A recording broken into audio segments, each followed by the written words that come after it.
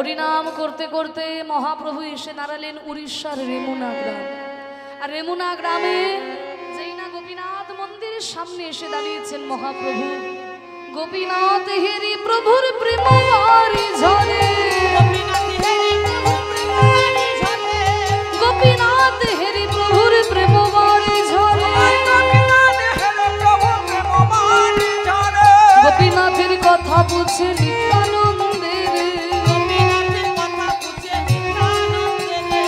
বলো বলো নিতাই, বলো বলো নিতাই, এই গোপীনাথের তত্ত্ব কথা বলো বলো নিতাই, কথায় আমার তো জানা নাই, বলো বলো নিতাই, আমি তোমার কাছেই জানতে চাই, বলো বলো নিতাই। গোপীনাথের বদনে পানিছি মহাপ্রভু আমার বিরোহিনী রাধার ভাবে ডুবে গেল, বিরোহিনী রাধার ভাবে গৌর আমার। ওই রাধারানী শেষ দিনে যে বিরহ কথা বলেছে, সেই বিরহের কথা বলে কাঁদছেন।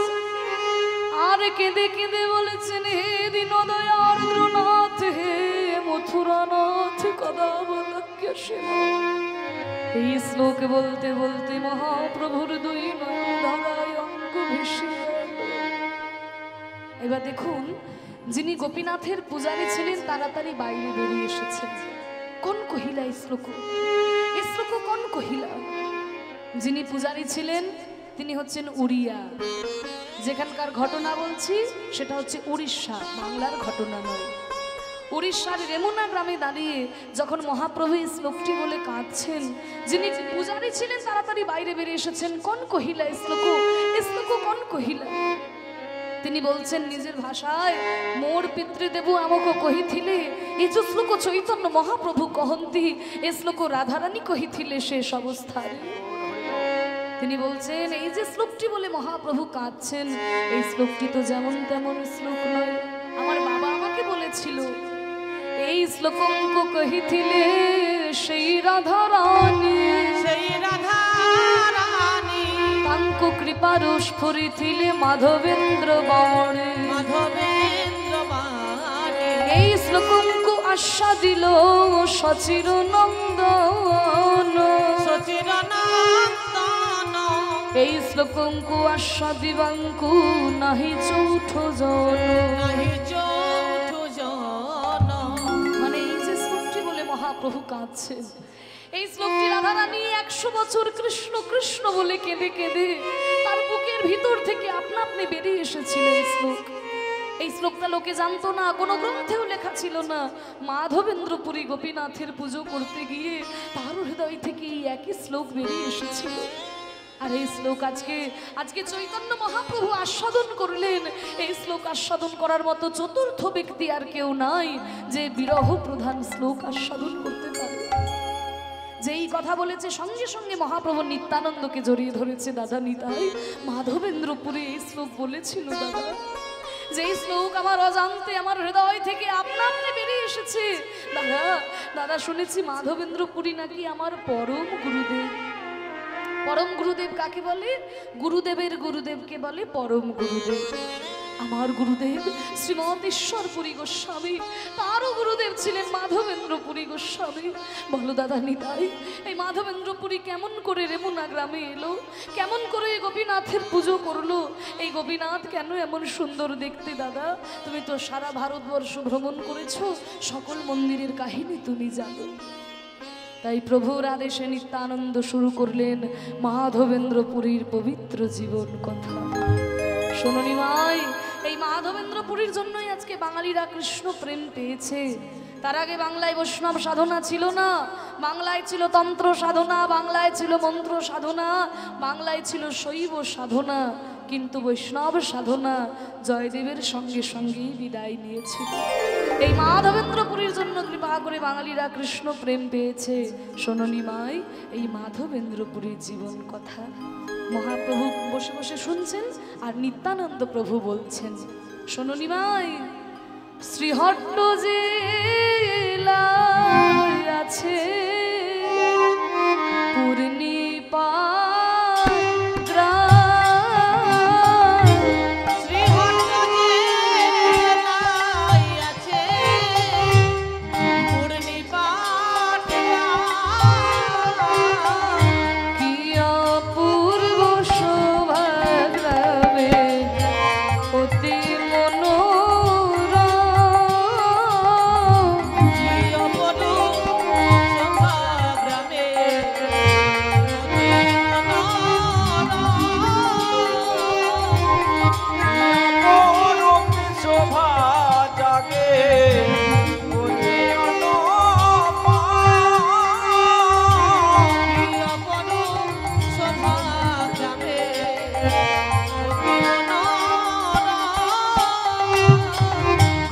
ফলে ফুলে পরিপূর্ণ, ফলে ফুলে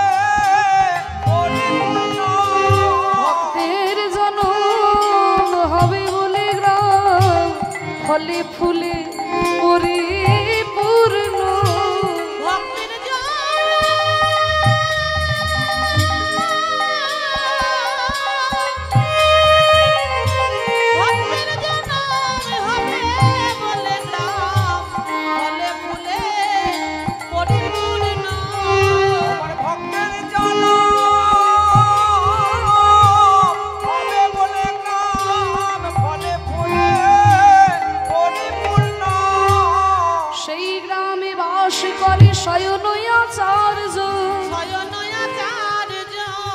বড় ভক্ত পণ্ডিত সে বৈষ্ণব আচার্য,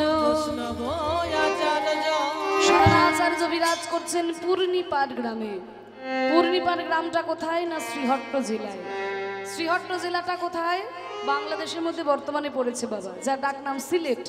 ইংরেজরা নাম দিয়েছিল সিলেট, তখন থেকে সিলেটই বলা হয়, কিন্তু তার আগে শ্রীহট্ট বলা হতো।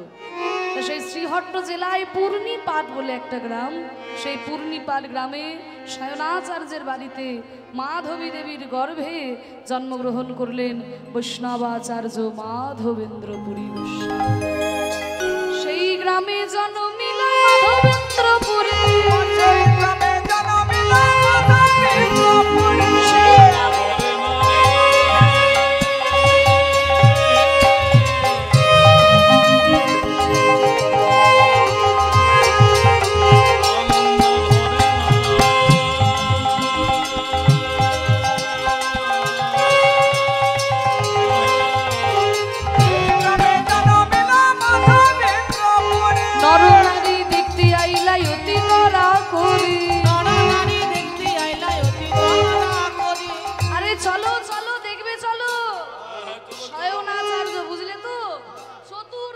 ব্রাহ্মণ, ঋগ্বেদ, সামবেদ, যজুর্বেদ, অথর্ববেদ, চারটা বেদ একেবারে মুখস্থ।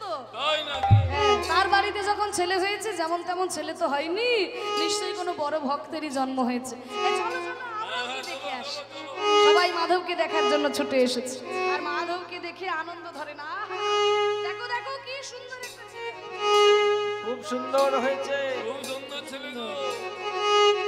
উলুধ্বনি শঙ্খধ্বনি করে নারী গো, উলুধ্বনি শঙ্খধ্বনি করে নারী গো, এবার উলুধ্বনি শঙ্খধ্বনি করে নারী গো,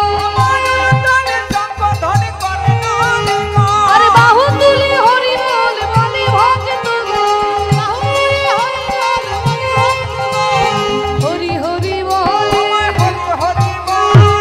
হরি হরি বল, হরি হরি বল, আনন্দ হিল্লোলে হরি হরি বল,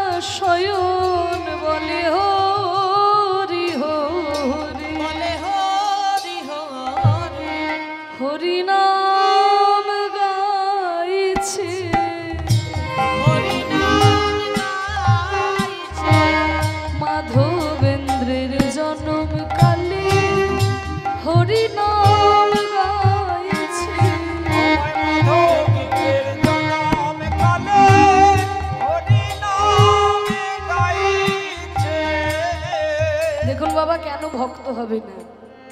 কেন ভক্ত হবে না? জন্মকালেই আচরণটা দেখুন। মাধবেন্দ্রপুরী জন্ম হয়েছে বলে সায়নাচার্য মাধবী দেবী বসে বসে হরিনাম করছে। আর বাবা আজকালকার দিনে আমাদের কোনো বাচ্চা টাচ্চা জন্ম নিলে আরে বাপরে অন্নপ্রাশন মানে চালা যত রাজ্যের হিন্দি গান আছে, বুঝুক বা না বুঝুক হিন্দি গান চললেই হলো। লারে লাপ্পা এক ধার থেকে চালিয়ে দিল, এটা নাকি আমাদের কালচার, লেখা থাকে কালচারাল প্রোগ্রাম, আর হচ্ছে কি হিন্দি গানের নাচ। আর যদি বাংলা গান চালায়, কি গান চালায় গো আপনাদের এদিকে? আমাদের আউসগ্রাম থানায় নবগ্রামে কি গান চালায়?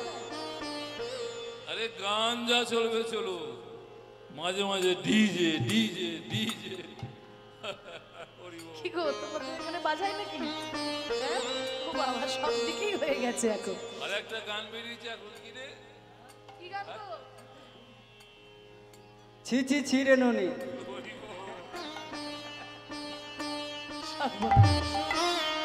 এই বাজাচ্ছে চারিদিকে।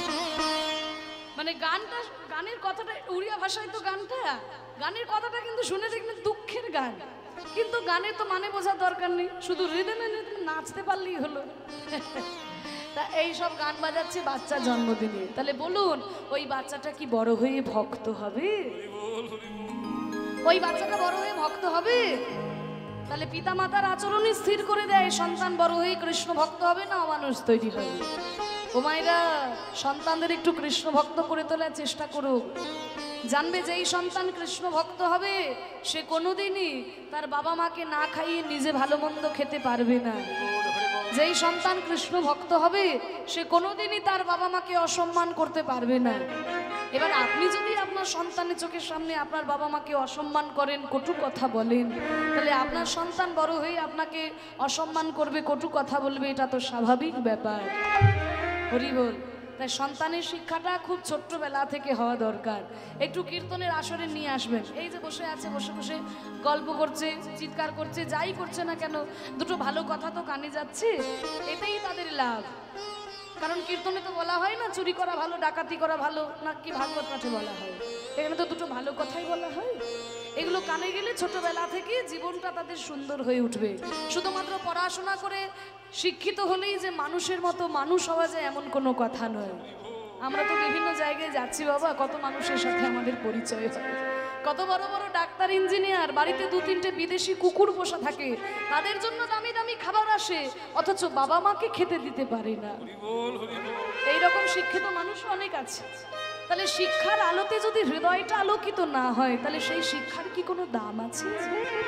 নৈতিক শিক্ষাটা থাকা বড় দরকার। এখন তো বইগুলো খুলে দেখবেন কোথাও লেখা নেই যে বাবা মাকে প্রণাম করতে হয়, গুরুজনদের শ্রদ্ধা করতে হয়। আমরা ছোটবেলায় দু একটা পড়েছি, এখন আর কোনো জায়গায় লেখা থাকে না। তাহলে এগুলো কোথায় পাবে বাচ্চারা? ছোটবেলা থেকে বাড়িতে শিক্ষাটা দিতে হবে এবং একটু হরিনামের আসরে তাদের একটু নিয়ে আসবেন। তাই দেখুন আজকে মাধবেন্দ্রের জন্ম হয়েছে বলে শয়নাচার্য মাধবী দেবী ঢাক ঢোল পিটিয়ে আনন্দ করছে না, দুজনে বসে বসে মাধবকে নিয়ে হরিনাম করছে। আহা হরিনাম গাইছে, হরিনাম গাইছে, মাধবেন্দ্রের জন্ম কালে হরিনাম গাইছে, ওই শয়নাচার্যের মাধবী দেবী মুখের বদন হেরে, বদন হেরে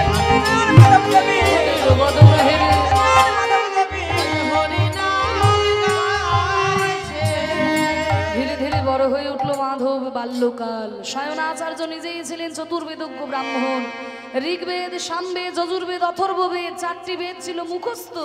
তাই মাধবকে অন্যের কাছে যেতে হলো না পড়াশোনা শেখার জন্য, বাবার কাছেই তার বিদ্যা শিক্ষা পূর্ণ মাত্রায় পরিপূর্ণ হয়ে উঠল। একদিনকে শয়নাচার্য শিক্ষা দিচ্ছে, ওরে মাধব, ওরে মাধব, আমরা দক্ষিণ ভারতের ব্রাহ্মণ, আমার বাবা ছাত্র পড়ানোর জন্যই বাংলাতে এসেছিল জানিস, কিন্তু এখানে এসে যে আমরা অবাক হয়ে গেলাম রে বাবা।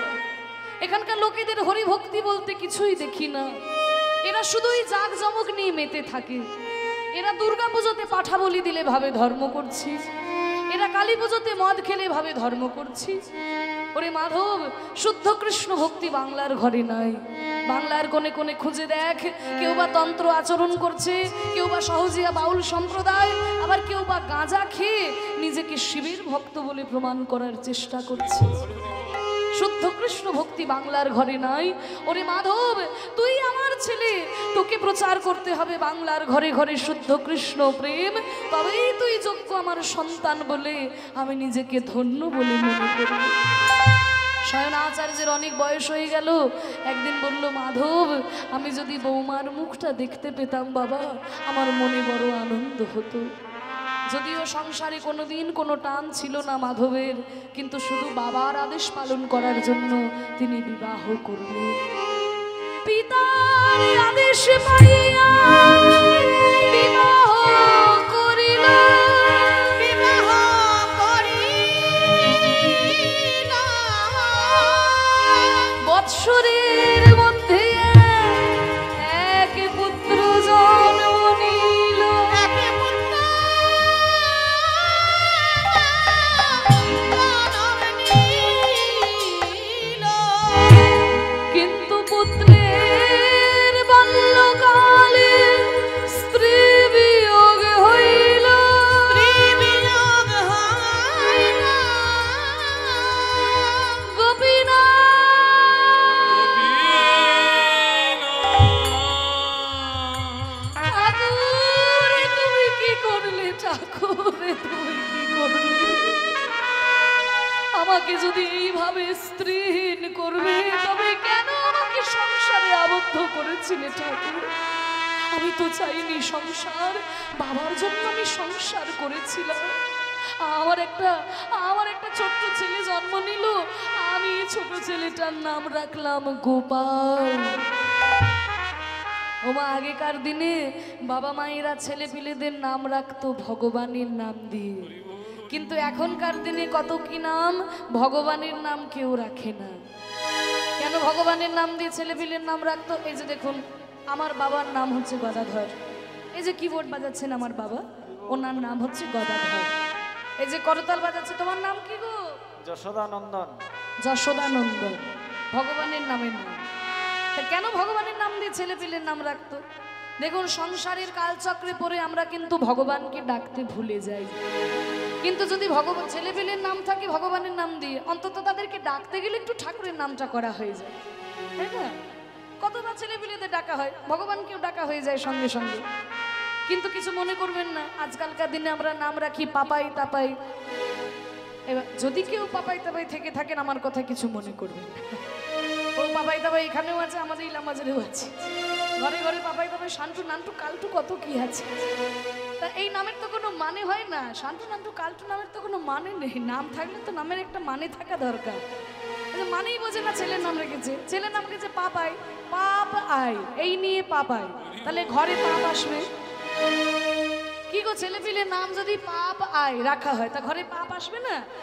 ছেলের নাম রেখেছে তাপাই, তাপ আই, এই নিয়ে তাপাই, মানে যত তাপ আছে আমার ঘরে এসে ঢোক। তা দেখুন, শয়নাচার্য তার ছেলের নাম রেখেছে মাধবেন্দ্র, যাতে মাধব বললেই ভগবানকে ডাকা হয়। আবার মাধব তার ছেলের নাম রাখলো গোপাল, যাতে কথার ফাঁকে ফাঁকে ওই গোপালকে ডাকা যায়। কিন্তু গোপালের যখন বাল্যকাল, মাধবেন্দ্রপুরের স্ত্রী ইহ জগৎ পরিত্যাগ করে চলে গেলে, বাবা, সংসারের অর্ধাঙ্গিনী যদি চলে যায়, তবে যারা সংসারী মানুষ তারা বুঝে কত কষ্ট। সংসার আর তার ভালো লাগে না, সংসারে থাকলেই মনে পড়ে যায় স্ত্রীর কথা। এখন আমি কি করব গোপীনাথ? এই ছোট ছেলে গোপালকে নিয়ে আমি কোথায় যাব, তুমি আমায় বলে দাও। দয়া করো ভগবান, দয়া করো ভগবান, দয়া করো ভগবান, দয়া করো ভগবান। এই সংসার কাননে হারায়ে গিয়েছি, সংসার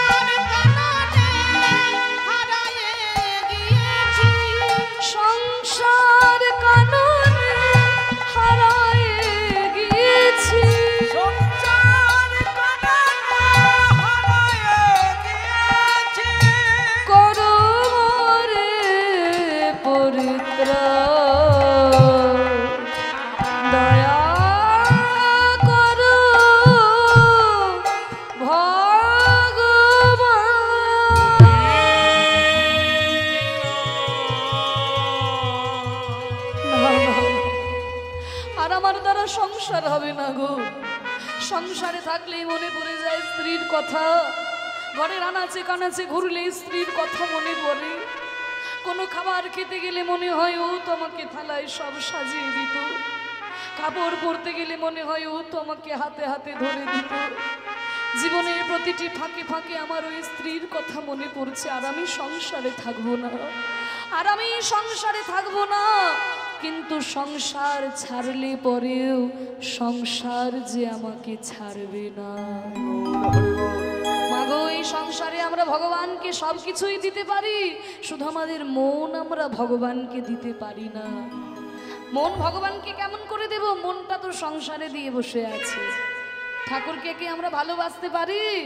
ভগবানের কাছে এসে 10 টাকার বাতাসা দিয়ে বলি, ঠাকুর এই আমি তোমাকে বাতাসা দিলাম, আমার ওই একতলা বাড়িটা যেন তাড়াতাড়ি 2 তলা হয়ে যায়, আমার মেয়ের বিয়েটা যেন হয়ে যায়, ঠাকুর আমার ছেলের চাকরিটা যেন হয়ে যায়, আমি তোমাকে বাতাসা দিলাম। আচ্ছা সত্যি করে বলো তো মা, ভগবান কি তোমার বাতাসার জন্য বসে আছে? তুমি দেবে তারপরে ভগবান পাবে। কিন্তু তবুও ভগবান আমাদের কাছে চায় কেন? আস্বাদন করার জন্য। দেখবেন যদি কোনো বাবা দূর দেশে যায়, ঘরে আসার সময় কিন্তু ছেলেদের জন্য একটু মিষ্টি নিয়ে আসে। তো একজন বাবা বিদেশে গেছেন, ঘরে আসার সময় ছেলেদের জন্য এক ভাঁড় মিষ্টি এনেছে। মিষ্টিটাকে এনে গিন্নির হাতে তুলে দিয়েছে। মা করেছে কিনা 4টি ছেলে, একটা একটা করে মিষ্টি 4টি ছেলেকে দিয়েছেন। আর ছেলেদেরকে দেওয়ার পরে ছেলেরা যখন মিষ্টিগুলো খায়, তখন বাবা হাত পেতে চায়, ওরে আমাকে একটু দিবি না, আমাকে একটু দে। আচ্ছা সত্যি করে বলুন তো, বাবা কি খাবার জন্য চায়? বাবার পকেটে তো অনেক টাকা ছিল, মিষ্টি দোকানে বসে 1 টাকা না 100টা মিষ্টি খেতে পারত। কিন্তু ছেলের হাতে তুলে দিলাম, তার থেকে ছেলে যদি আমাকে একটু খুঁটে দেয়, বাবার কত আনন্দ হয়। তাহলে 4টা ছেলের মধ্যে একটা ছেলে করে কি না, বাবাকে একটু নখে করে খুঁটে দেয়, এই দেখো বাবা তোমায় দিলাম। আর ওইটুকু মিষ্টি খেয়ে বাবার আনন্দে প্রাণটা ভরে যায়। আহা, ওই মিষ্টির এত স্বাদ আমার আগে তো জানা ছিল না। আবার কোন ছেলে করে কি, মিষ্টিটাকে অর্ধেক অর্ধেক করে ভেঙে বাবাকে দেয়, বাবা তুমি খাও। আবার কোন ছেলে গোটা মিষ্টিটাই বাবার মুখে গুজে দেয়, বাবা তুমি খাও, আরো অনেক মিষ্টি আছে আমি পরে খাবো, বাবা তুমি খাও। আবার কোন ছেলে করে কি না, ওই মিষ্টিটাকে মাটিতে ছুঁড়ে ফেলে দেয়, তবু বাবাকে দিতে মন হয় না। যিনি আমাদের বিশ্ব ব্রহ্মাণ্ডের মালিক, আমাদের সকল কিছু দান করে আজকে কলিযুগে হাত তুলে দাঁড়িয়ে আছেন। ওগো কলিযুগ, আমি যে তোমাদের এত কিছু দিলাম, তোমরা আমাকে কিছু দেবে না। আমি যে তোমাদের সর্বস্ব দান করে ভিখারি হলাম, তোমরা আমাকে কিছু দাও। আমরা ভগবানকে দিতে পারি না, ভগবানের কাছে শুধু দাও দাও মন প্রাণ দিয়ে তাকে ভালোবাসতে পারি না। তা দেখুন, আমরা ভগবানকে দিতে পারি না। অনেকে বলবেন, এই যে ভগবানের জন্য এত বড় বড় মন্দির বানিয়ে দিচ্ছি, ভগবানের জন্য সোনার উপর গয়না করিয়ে দিচ্ছি। বলে বাবা, বাহ্যিক আড়ম্বরে আমরা ভগবানকে ডাকি, কিন্তু মন দিয়ে আমরা ভগবানকে ডাকতে পারি না। মনটা ভগবানকে কেমন করে দেব? মনটা তো সংসারে দিয়ে বসে আছি, তাই না মা? কিন্তু শোনো মা গো, সংসারে যাদের আমরা মন দিয়ে বসে আছি, কেউ কিন্তু আমাদের আপন নয়। সবাই একটা স্বার্থ নিয়ে বসে আছে বাবা। যতদিন অর্থ উপার্জন করতে পারবেন, সংসারে সবাই আপনাকে ভালোবাসবে। যতদিন পরিশ্রম করতে পারবে মা, সংসারে সবাই তোমাকে ভালোবাসবে। কিন্তু যখন জরায় শরীর জরাজীর্ণ হয়ে যাবে, কেউ আর ডেকে জিজ্ঞাসাও করবে না, মা কেমন আছো, বাবা কেমন আছো। আমার কথা নয়, শঙ্করাচার্য বলে গেছেন, যাবদৃত্ত পার্জন শক্ত তাবান নিজে পরিবার লাগতো তদঞ্চ জরয়া জর্জর দেহে বার্তাং কোপি না পৃচ্ছতি গেহে। যখন জরায় শরীর জরাজীর্ণ হয়ে যায়, কেউ আর খোঁজ খবরও নেয় না। আমাদের বাংলার কবিও তো একই কথা বলেছে, ভেবে দেখ মন কেউ কারো মিছে ভ্রম এই ভূমণ্ডলে, ভেবে দেখ মন কেউ কারো মিছে ভ্রম ভূমণ্ডলে। ভুলো না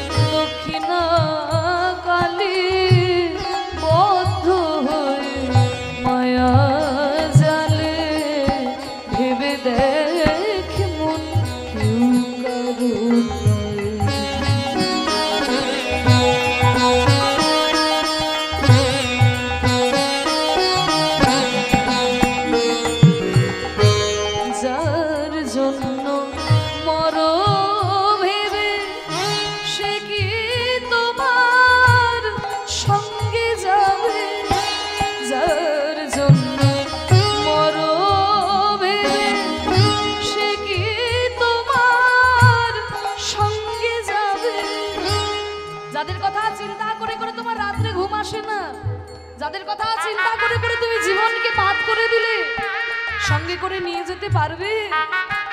ভাবে এসেছো একা, যেতে হবে একা, সঙ্গের সাথে কেউ হবে না তোমার। যার জন্য মরো ভেবে সে কি তোমার সঙ্গে যাবে? সঙ্গে তো নিয়ে যেতে পারবেনই না, আবার কি হবে জানো? সেই প্রেয়সী দেবে ছড়া, অমঙ্গল হবে বলে। কিছু মনে করবেন না, অনেক বাবারা হয়তো আছেন নিজ প্রেয়সীকে না দেখে হয়তো থাকতেই পারেন না। তা যেই প্রেয়সীকে না দেখে আজকে তুমি থাকতে পারছো না, আজকে যদি তুমি মরে যাও, আজকে যদি তুমি মরে যাও, কালকে সকালে যখন তোমাকে চারজনে বাঁশের দোলায় চড়িয়ে নিয়ে চলে যাবে, তোমার সেই প্রেয়সী ঝাঁটা দিয়ে গোবরের ছড়া দিয়ে দেবে, যাতে সংসারে অমঙ্গল না হয়। এই তো সংসার।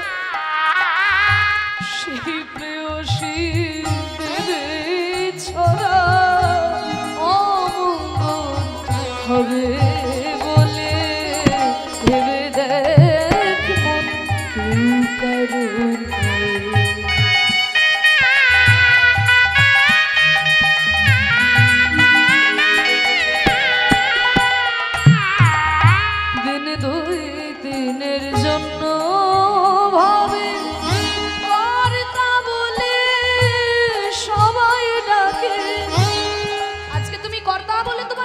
কারণ মাটিতে পা দেওয়ার পরে না, কিন্তু কর্তৃত্বের অহংকার করো না।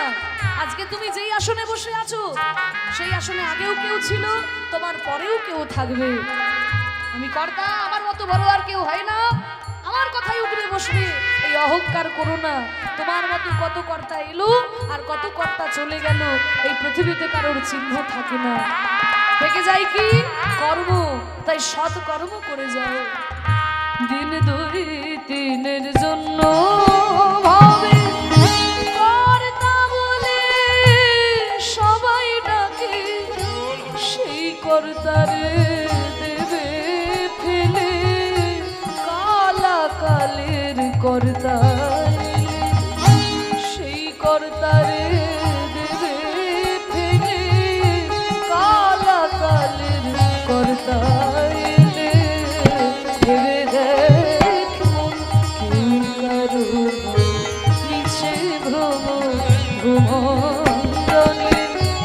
ভুলো না দক্ষিণা কালী বদ্ধ মায়া জালে, ভুলো না দক্ষিণা কালী বদ্ধ মায়া জালে, ভেবে দেখ মন কারো, ভেবে দেখ মন কারো, ভেবে দেখ মন কেউ কারো।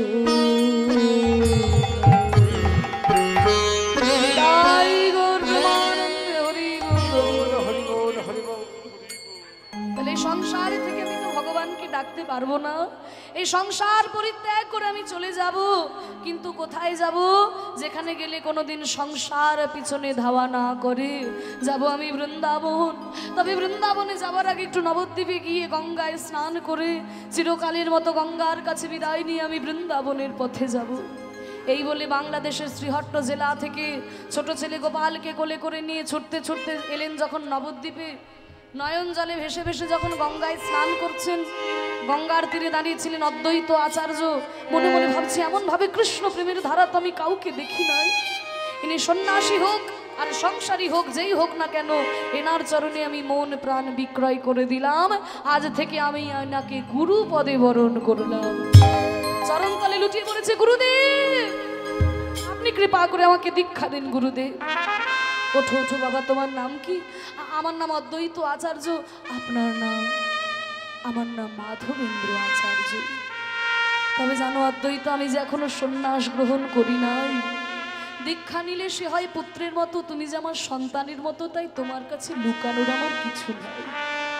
আমাকে সংসারই করেছিল আমার বাবা শয়নাচার্য জোর করে, জানো সংসারে কোনো টান ছিল না আমার। আমার স্ত্রী যিনি সুলক্ষণা, তিনি পর্যন্ত বিদায় নিয়েছেন আমাকে ছেড়ে। আমার একটা ছোট্ট ছেলে আছে, ছেলেটার নাম হলো গোপাল। এই গোপাল যদি আমার সঙ্গে না থাকতো আমি অনায়াসে বৃন্দাবনে যেতাম। কিন্তু ছেলেকে কোলে করে নিয়ে কি আর কৃষ্ণ ভজন হয়? সন্তানের চিন্তা করব নাকি কৃষ্ণের চিন্তা করব? অদ্বৈত আচার্য বললেন, গুরুদেব আপনি কৃপা করে আমাকে দীক্ষা দিন গুরুদেব। আপনার সন্তান আছে তো কি হয়েছে, আপনার ছেলে গোপাল আছে তো কি হয়েছে? আজ থেকে গোপালকে ভরণ পোষণ, গোপালকে মানুষ করার দায়িত্ব আমি নিলাম গুরুদেব। আপনি যান, চিরকালের মতো বৃন্দাবনের পথে ছুটে যান। তাই অদ্বৈত আচার্যকে দীক্ষা দিয়ে তার কাছে ছোট ছেলে গোপালকে রেখে সংসারের বন্ধন থেকে চিরকালের মতো মুক্ত হলেন মাধব। এরপর ছুটে যাচ্ছেন, সেই নবদ্বীপ থেকে ছুটে ছুটে যাচ্ছেন দক্ষিণ ভারতে।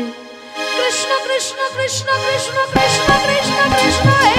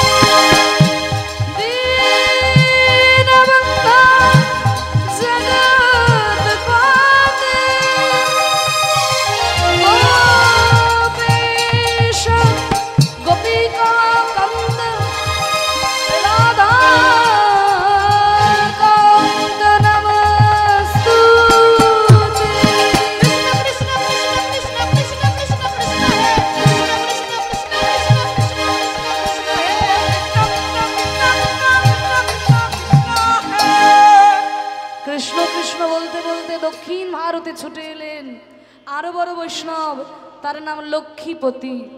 লক্ষ্মীপতি পুরী গোস্বামীপাদ সন্ন্যাস মন্ত্র দীক্ষা দিয়ে সন্ন্যাসী করলেন মাধবকে, নাম হয়ে গেল মাধবেন্দ্র পুরী গোস্বামী। এবার সেই দক্ষিণ ভারত থেকে ছুটতে ছুটতে যাচ্ছে বৃন্দাবনের পথে। এতদিনে আমার মনের ইচ্ছা পূর্ণ হবে, এতদিনে আমি বৃন্দাবনের পথে যাব। ছুটতে ছুটতে বৃন্দাবনের পথে যাচ্ছে। আমি হরে বলবো রাধা মদন মোহন হেরব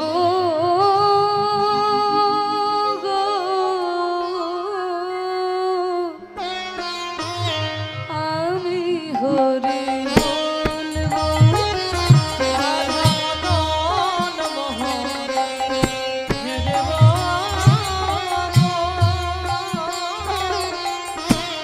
আমি হরি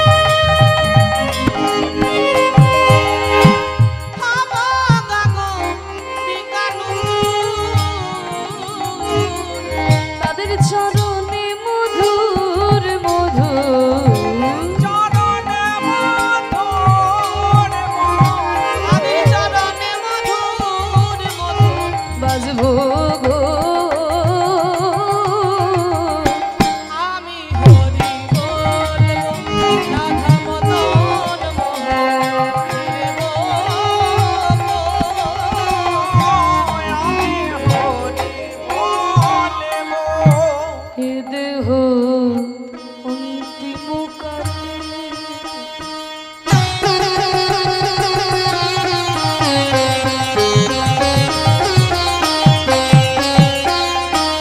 রাখবো শ্রী যমুনার জলে,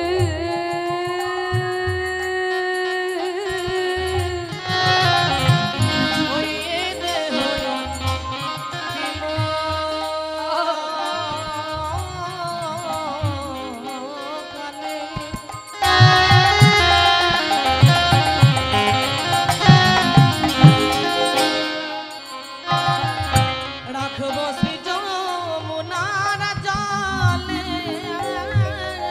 কবি জয় রাধে গোবিন্দ বলে, জয় রাধে গোবিন্দ বলে, জয় রাধে গোবিন্দ বলে, জয় রাধে গোবিন্দ বলে। আমি ভাসব গো। জয় রাধে গোবিন্দ বলে আমি ভাসব গো। বৃন্দাবনের রাখাল বেলা,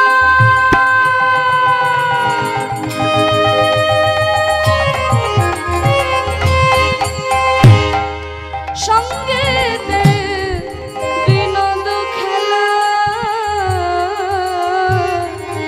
এই বৃন্দাবনে রাধা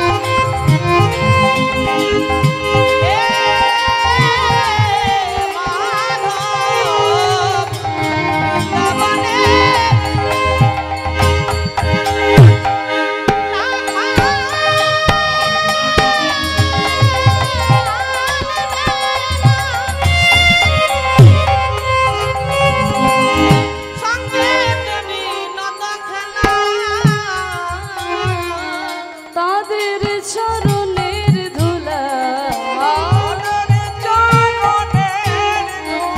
তাদের চরণের ধুলা, গায়ে মাখবো গো। আমি হরি মিলাই গৌরী,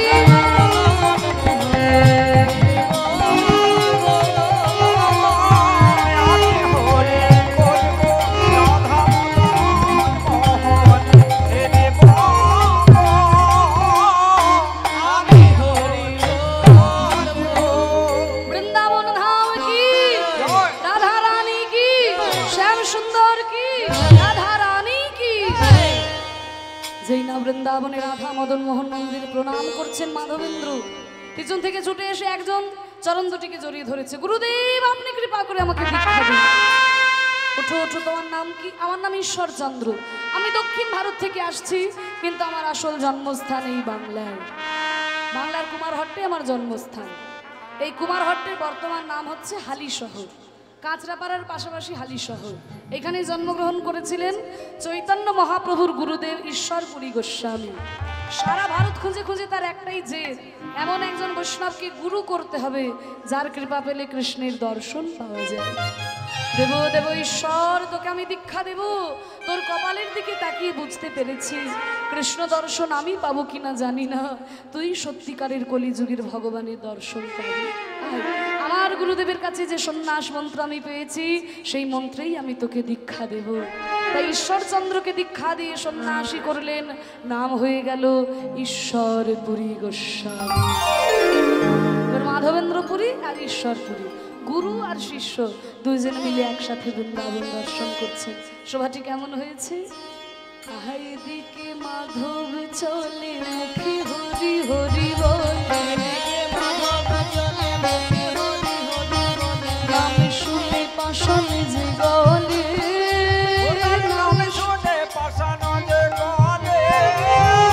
ভাব রসে আঁখি তারায় উছলিছে,